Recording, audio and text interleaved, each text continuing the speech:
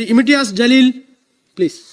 अध्यक्ष महोदय, कुछ दिन पहले एक बड़ा मोर्चा वो गरीब लोगों का जिन्होंने अपनी जिंदगी भर की कमाई कोऑपरेटिव सोसाइटीज और कोऑपरेटिव बैंक्स के अंदर डाली है, ये औरंगाबाद के विभागीय आयुक्त कार्यालय के अंदर, उसमें 70, 80 और 90 साल की तक महिलाएं थी। जब वो मोर्चा अपने हक का पैसा जो कोऑपरेटिव सोसाइटीज और बैंक्स ने डुबा दिए हैं लेकर भाग गए हैं करोड़ों रुपया, वो पैसा जब मांगने के लिए गए तो उनके ऊपर है तो आंसू गैस छोड़े गए, लाठी चार्ज किया गया, कई महिलाएं उसके अंदर जख्मी हुई है। मैं भी उस मोर्चे के अंदर शामिल था। अध्यक्ष महोदय, मैं अनुरोध करूंगा सरकार से कि ये राज्य सरकार को रिक्वेस्ट करे कि जो एफआईआर रजिस्टर किया गया है, क्योंकि उनके हक की और मेहनत की कमाई है, ऐसे आदर्श जैसे घोटाले हिंदुस्तान के अंदर कई जगह के ऊपर हो रहे हैं। सरकार ने कहीं ना कोई कानून बनाना चाहिए, वरना गरीबों के पैसे जो ये डिपॉजिट करते हैं कोऑपरेटिव सोसाइटीज और कोऑपरेटिव बैंक्स के अंदर, ये एक दिन कोई लेकर भाग जाता है। तो मैं राज्य सरकार को ये